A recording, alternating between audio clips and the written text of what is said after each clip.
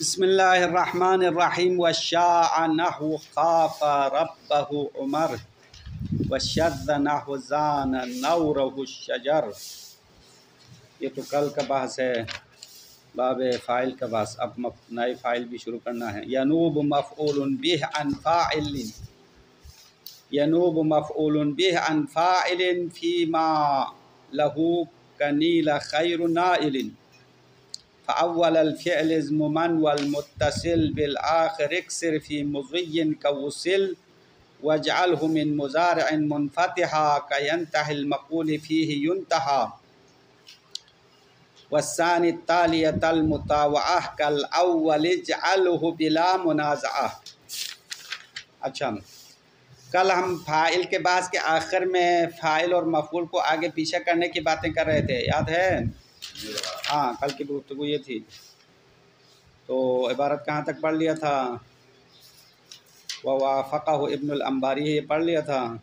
ہاں صحیح ہے، وشاع سے پڑھنا ہے۔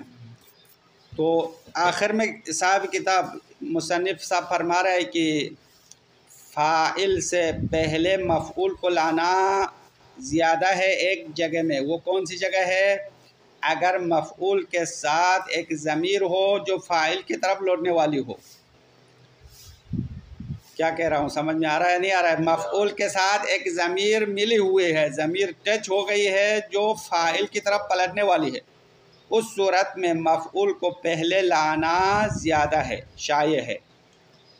جیسا کہ یہاں پہ مثال دیا ہے، خاف ربہ عمر، اپنے رب سے عمر ڈر گیا، عمر صاحب اپنے اللہ سے ڈرا۔ اب یہاں مثال میں ترکیب کرو تو خاف فعل ہے، ربہ مضاف اضافہ الیہ مفعول ہے، عمر فاعل ہے۔ یہاں فاعل کو کیا کیا ہے؟ مفعول سے پہلے لایا، نہیں الٹا بتایا، مفعول کو فاعل سے پہلے لایا ہے۔ ربہ کی ضمیر کہاں لوٹتی ہے؟ عمر کی طرف لوٹتی ہے۔ اب یہاں پہ کوئی یہ اشکال نہیں کر سکتا بھائی ضمیر تو پیچھے کی طرف پلٹنا چاہیے، تو آگے کی طرف پلٹ گئی ہے۔ ربہ کی ضمیر کا مرجع ضمیر سے پہلے آنا چاہیے تھا، ابھی تو بعد میں آیا ہے۔ اس کو کہتا ہے اضمار قبل ذکر۔ تو اضمار قبل ذکر ہونے کا کوئی اشکال نہیں کر سکتا، کیونکہ عمر کا جو رتبہ ہے وہ پہلے ہے، کیونکہ عمر فاعل ہے، فاعل کا رتبہ مفعول سے پہلے ہے۔ تو اگرچہ مرجع لفظ میں مؤخر ہوا ہے لیکن رتبتاً مقدم ہے، اس لیے یہاں پہ ضمیر پیچھے کی طرف پلٹنے کے بجائے آگے کی طرف پلٹنے پر اشکال نہیں ہے۔ اب اس جیسی ایک مثال قرآن کی آیت، مشہور آیت مثال ہے، وہ دینا چاہیے، اذ ابتلی ابراہیم ربہ۔ ہاں، یہ قرآن کی آیت ہے سورہ بقرہ کی، وَإِذِ ابْتَلَىٰ إِبْرَاهِيمَ رَبُّهُ۔ اس کی ترکیب کرو، ابتلا فعل ہے نا، ابراہیم مفعول ہے، تو ابراہیم مفعول کو پہلے لایا نہیں لایا، ربہ فاعل ہے، فاعل کو بعد میں لایا ہے۔ اب یہاں پہ یہ مثال جو ہے اس کے لیے نہیں بنتا، کیونکہ ضمیر فاعل کے ساتھ ہے، مفعول کے ساتھ نہیں آیا۔ ہماری گفتگو تو ضمیر مفعول کے ساتھ آنے کی مثال ہے۔ وَإِذِ ابْتَلَىٰ إِبْرَاهِيمَ، جب اللہ نے ابراہیم کا امتحان لیا، اس کے رب نے ابراہیم کا امتحان لیا، تو یہاں پہ بھی مفعول مقدم ہونے کی مثال ہے، اما ضمیر فاعل کے ساتھ متصل نہیں ہے، مفعول کے ساتھ متصل ہے۔ ہماری مثال میں خاف ربہ عمر والی مثال میں وہ مفعول کی ضمیر نہیں، فاعل کی ضمیر مفعول کے ساتھ ہے، اس صورت میں فاعل سے پہلے مفعول لانا زیادہ ہے۔ وَالشَّذَّ نَحْوُ زَانَ نَوْرُهُ الشَّجَرُ، دوسری مثال میں کہہ رہا ہے کہ شاذ ہے، یعنی فاعل پہلے لائے مفعول بعد میں لائے۔ اسی صورت میں جب ضمیر ملی ہوئے ہو فاعل کے ساتھ، پہلے کا الٹ ہے، پہلے ضمیر کس کے ساتھ متصل تھی؟ مفعول کے ساتھ۔ اب یہاں پہ کہہ رہے ہیں ضمیر فاعل کے ساتھ متصل ہے جو مفعول کی طرف پلٹنے والی ہے، اس صورت میں فاعل کو پہلے لانا شاذ ہے۔ وشذ شاذ ہے، نحو زان نورہ، اس کی کلی نے زینت دی، الشجرہ درخت کو، نور کہتے ہیں کلی، کلی پتہ ہے جو پھول بننے سے پہلے ایک بن ہوتا ہے نا، اس طرح، غنچہ بھی کہتے ہیں کلی بھی کہتے ہیں۔ تو درختوں کے پھل لگنے سے پہلے پھول لگتا ہے نہیں لگتا، دیکھا ہوگا نا، موسم بہار میں کسی دیہات میں گاؤں میں جائے تو سارے درخت کے اوپر پھول لگا ہوتا ہے، اور وہ پھول پھل کا مقدمہ ہے، وہ پھول کے اندر سے پھل نکلتا ہے، یہ اللہ کی قدرت ہے۔ تو پھول میں بھی پہلے کلی بنتی ہے، اس کے بعد کھلتا ہے، کلی کھلنے کے بعد پھول بن جاتا ہے۔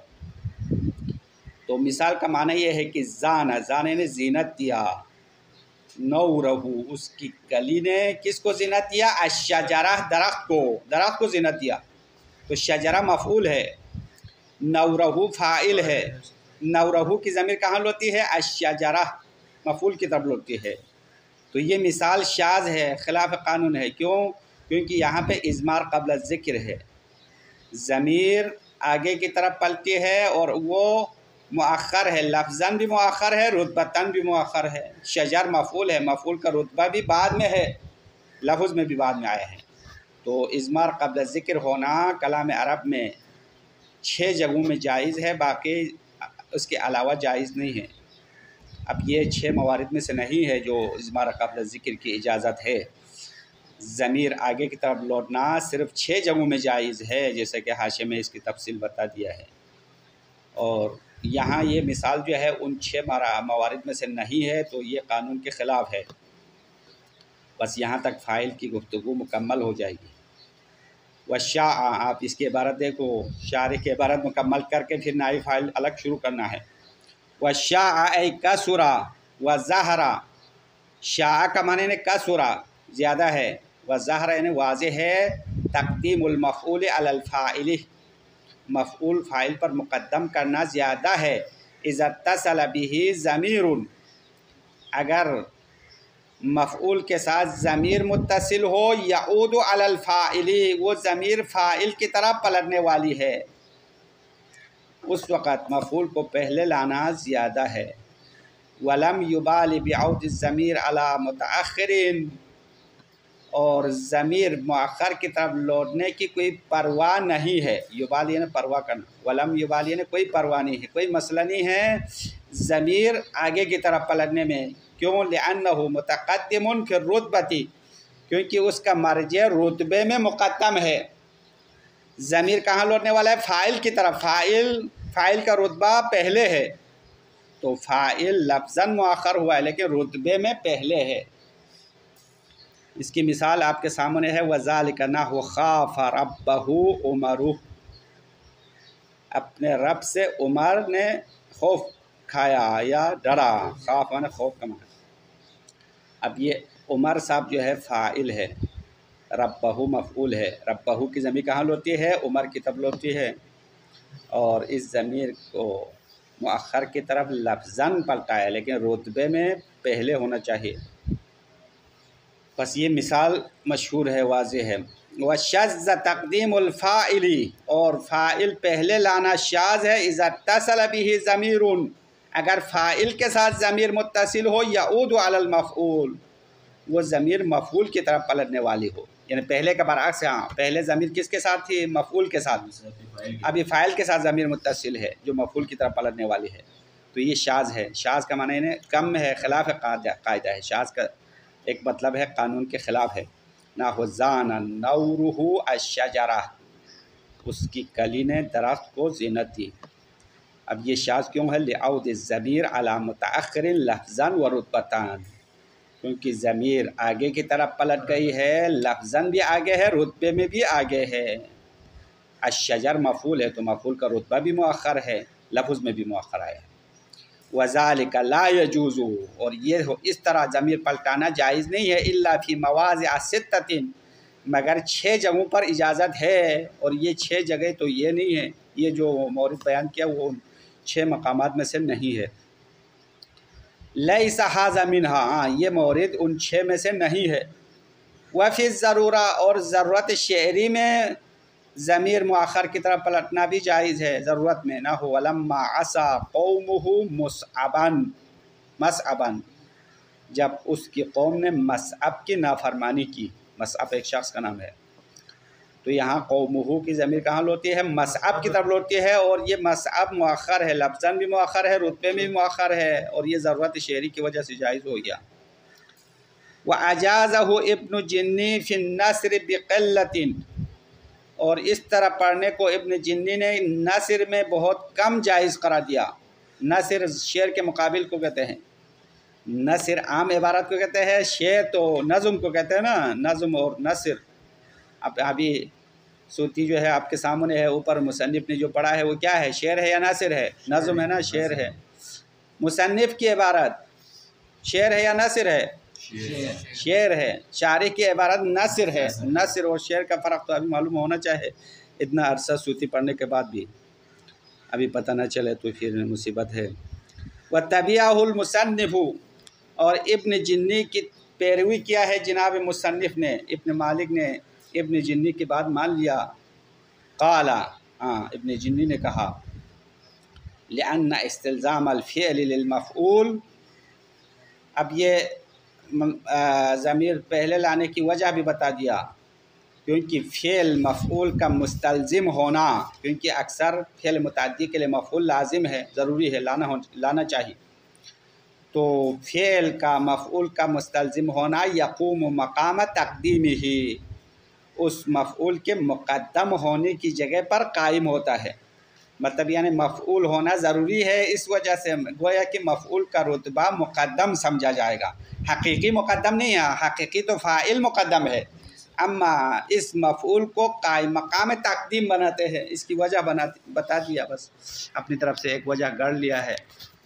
بس یہاں تک فاعل کی گفتگو مکمل ہو گئی اور اس کے ضمن میں مفعول کی بات بھی کر دی ہے۔ اس کے بعد مرفوعات میں سے آخری مرفوعات، موٹے موٹے مرفوعات 4 تھے، 3 ابھی آپ نے پڑھ لیا۔ کون سے پڑھا ہے؟ مبتدا 1، خبر 2، اس کے بعد فاعل 3، یہ چوتھا آخری ہے، نائب فاعل مرفوعات میں سے چوتھا ہے۔ ھذا باب النائب عن الفاعل اذا حذف، یہ نائب فاعل کا باب ہے اذا حذف، یعنی جب فاعل کو حذف کیا جائے۔ اذا حذف کے اندر ضمیر ہے فاعل کی طرف پڑھتا ہوں۔ جب فاعل کلام میں حذف ہوتا ہے تو فاعل کی جگہ پر کون آئے گا؟ مفعول، نائب فاعل، مفعول آئے گا نا، اسی مفعول کو نائب فاعل کہتے ہیں۔ نائب یعنی قائم مقام، اس طرح نائب صدر ہوتا ہے نا، نائب صدر اس کا کام کیا ہے؟ نائب صدر کا کام یہ ہے کہ صدر نہ ہو تو اس کی کرسی پر بیٹھ کر صدر کا جو کام ہے وہ انجام دینا ہے، نائب صدر کا کام تو یہی ہے۔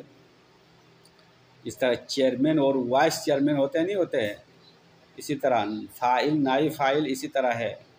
فاعل چیئرمین صاحب ہے، جب چیئرمین نہ ہو تو اس کا نائب آئے گا اس کی جگہ پر، تو فاعل کے لیے جو بھی احکام بتائے ہیں وہ نائب فاعل کے لیے جاری ہوگا۔ فاعل کے لیے اب تک آپ نے جو احکام پہلے بتایا نا، اس کے ساتھ تا لگانا، نہ لگانا، کیا کرنا، آگے کرنا، پیچھے کرنا، یہ ساری باتیں فاعل کے بارے میں بتا دیا، وہ سب نائب فاعل میں جاری ہوگا۔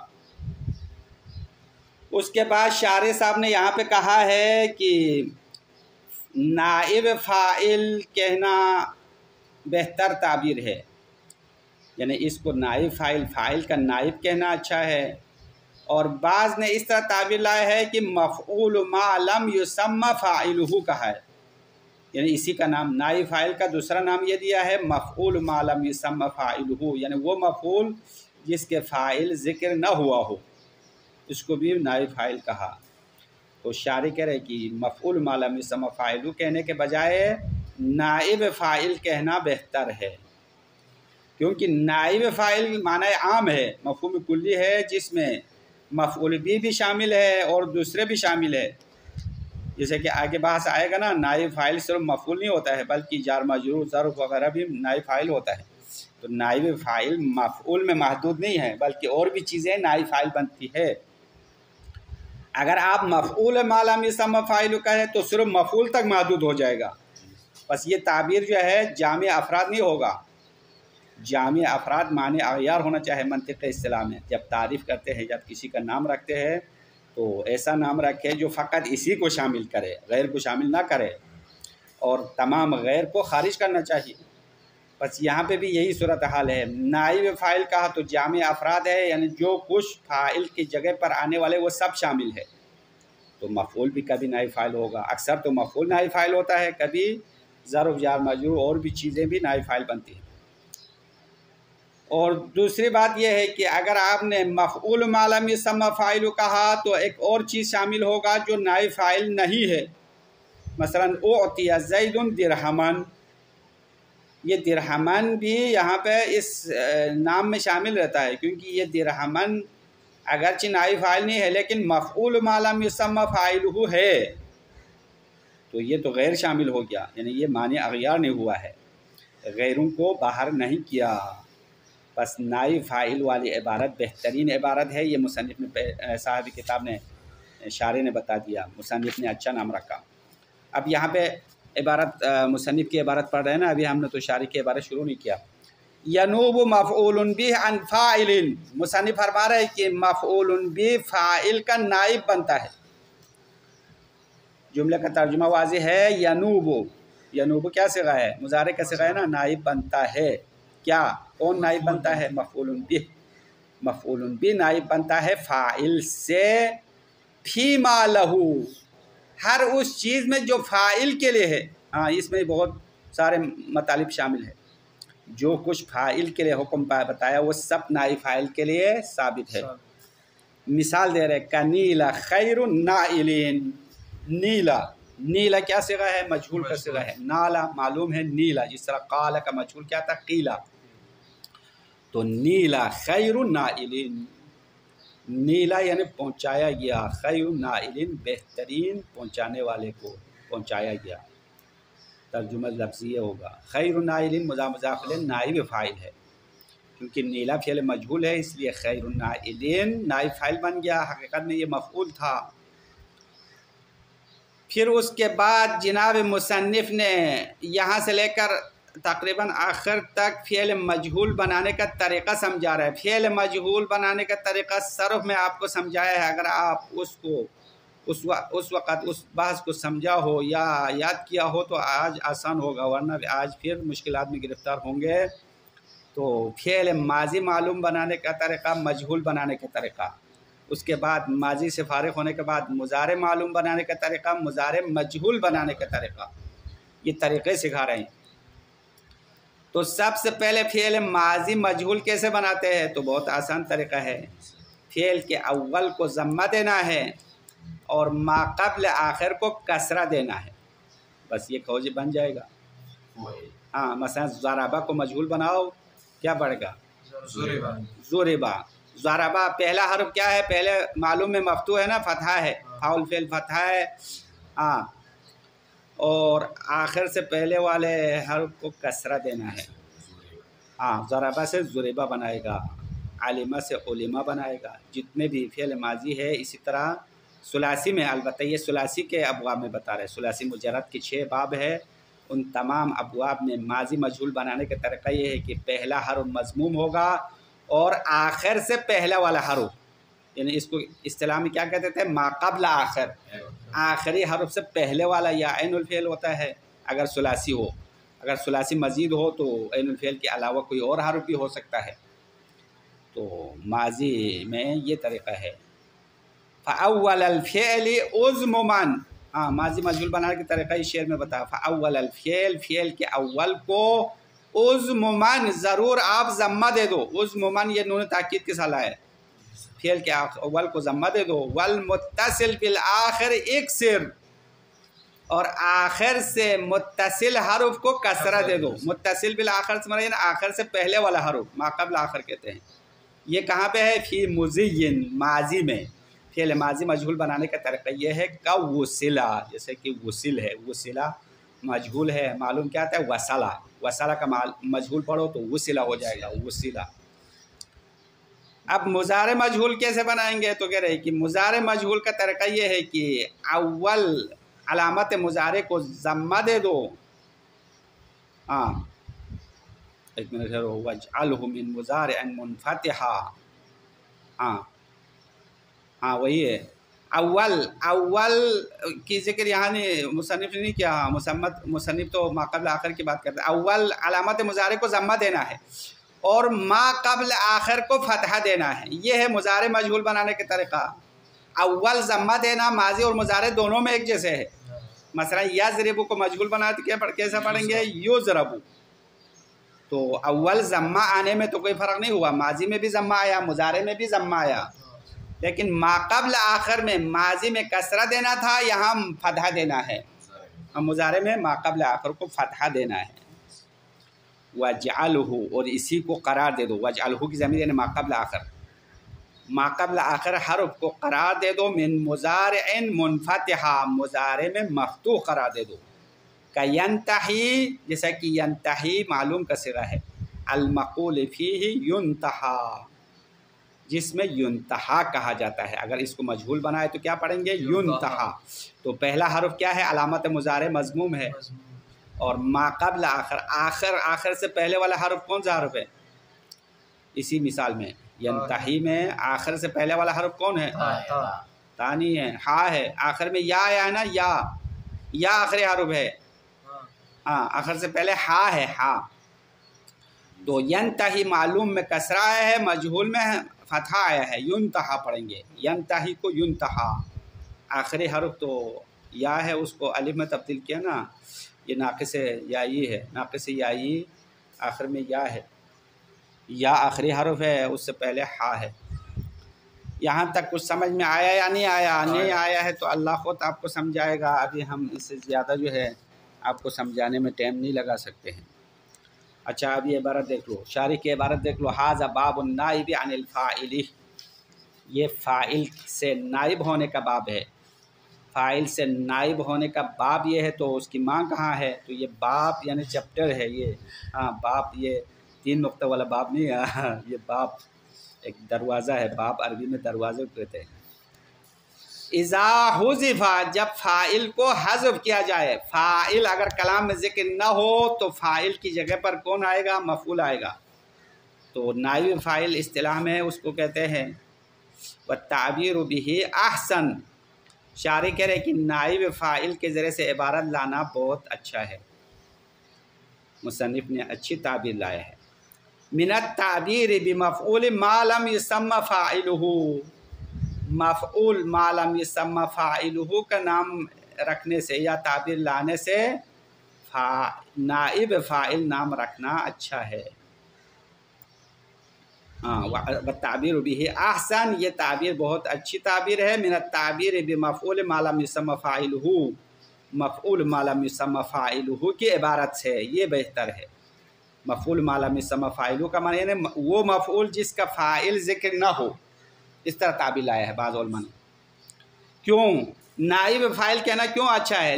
لشمولہ للمفعول وغیرہ، کیونکہ نائب فاعل مفعول کو بھی شامل کرتا ہے، دوسروں کو بھی شامل کرتا ہے، فاعل کی جگہ پر آنے والا فقط مفعول نہیں، ہاں اور بھی چیزیں ہیں جو بعد میں بتائیں گے، وہ بھی اس میں شامل ہے۔ نائب فاعل یعنی فاعل کی جگہ پر بیٹھنے والا سب شامل ہے۔ دوسری وجہ یہ ہے کہ وَلِصِدْقِ الثَّانِي عَلَى الْمَنْصُوبِ فِي قَوْلِكَ أُعْطِيَ زَيْدٌ دِرْهَمًا، اور دوسری تعبیر ایک غیر چیز پر بھی صدق آتا ہے، مفعول ما لم یسمى فاعلہ کہا تو یعنی اعطی زید درہمن پر بھی صدق آتا ہے، حالانکہ درہمن نائب فاعل تو نہیں ہے، پھر بھی اس کو کہتا ہے مفعول ما لم یسمى فاعلہ۔ ولصدق الثانی یعنی دوسری تعبیر صدق آتی ہے کس پر؟ علی المنصوب، منصوب پر صدق آتی ہے، من قولک یا فی قولک، آپ کے اس قول میں اعطی زید درہمن، زید کو درہم عطا کیا گیا۔ اب یہاں پہ آپ دیکھو نائب فاعل کون سا لفظ ہے؟ اعطیہ فعل مجہول ہے، نائب فاعل کیا ہے اس میں؟ زیدن ہے نا، زیدن نائب فاعل ہے، درہمن نائب فاعل نہیں ہے، پھر بھی اس کو مفعول ما لم یسمى فاعلہ کہہ سکتے ہیں، کیونکہ یہاں پہ تو فاعل کا ذکر نہیں ہے، تو اسی درہمن کو مفعول ما لم یسمى فاعلہ کہنا صحیح ہوگا، وہ حالانکہ یہ تو نائب فاعل نہیں ہے۔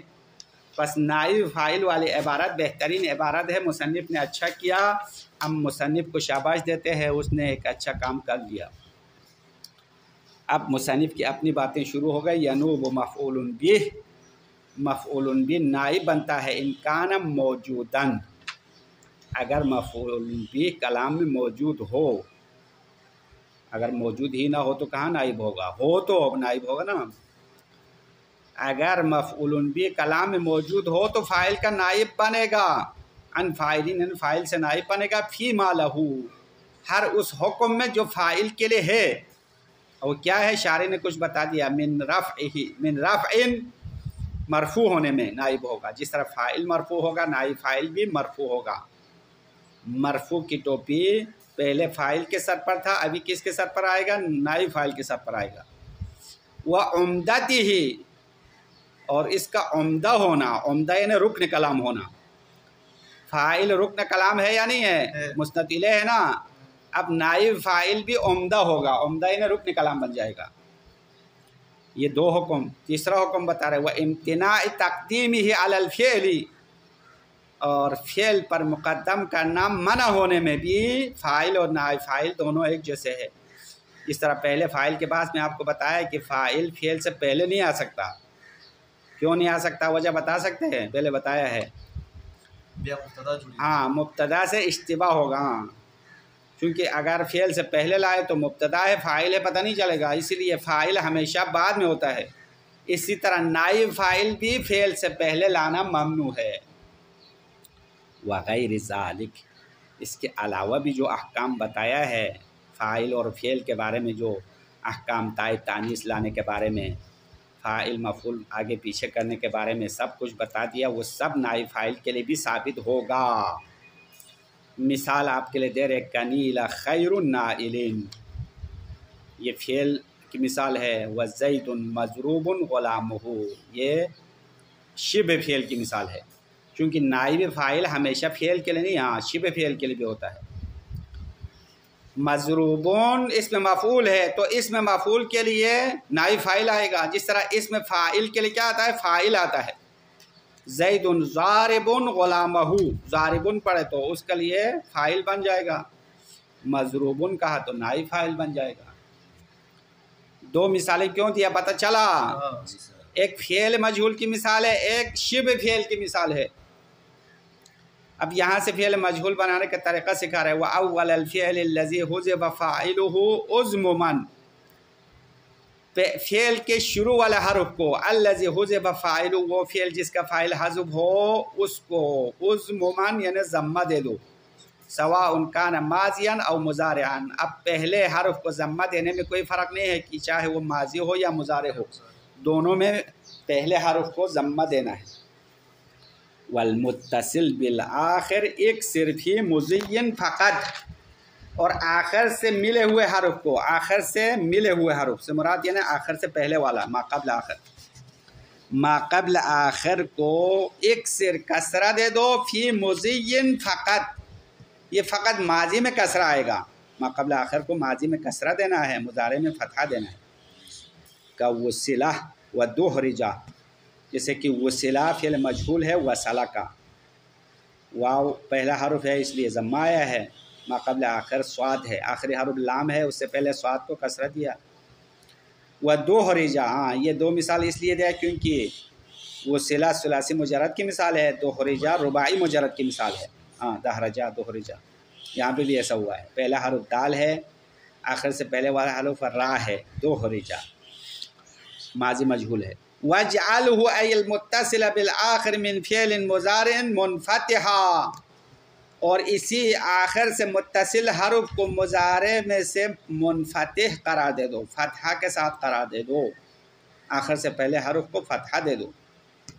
وَاجْعَلْهُ، ہو کی ضمیر شاعر نے پلٹایا، اے المتصل بالآخر، آخر سے ملے ہوئے حرف کو من فعل مضارع، فعل مضارع سے کیا قرار دے دو؟ منفتحاً، مفتوح قرار دے دو۔ ینتہی المقول فیہ، ینتہی جس میں کہا جاتا ہے اذا بنیا، جب اس کو بنایا جائے، لما لم یسمى فاعلہ، اس فعل کے لیے جس کا فاعل ذکر نہ ہو، تو ینتہی کو کیا پڑھیں گے؟ ینتہا۔ وَکَیُضْرَبُ وَیُدَحْرَجُ وَیُسْتَخْرَجُ، یہ تین چار مثالیں شاعر نے آپ کو تحفے میں دیا ہے، جو سونے والے حضرات ہیں ان کو خصوصی تحفہ ہے کہ یضرب، ہاں یہ فعل ثلاثی مجرد مضارع مجہول کی مثال ہے، یدحرج رباعی مجرد کی مثال ہے، یستخرج ثلاثی مزید کی مثال ہے، کیونکہ فعل کے مختلف ابواب ہیں نا، فعل ثلاثی کے ابواب ہے، ثلاثی مزید کے کتنے ابواب تھے؟ 10، رباعی مجرد کے کتنے باب ہے؟ 1، رباعی مزید کے 3، فعل کے 20 ابواب ہے صرف میں. یہ سب تفصیلات آپ نے پڑھا ہوگا، یاد بھی کیا ہوگا یا نہیں کیا ہوگا، یہ تو اللہ کو پتہ ہے. لیکن ویسے تو فعل کے 20 ابواب ہے، تمام ابواب میں قانون ہے.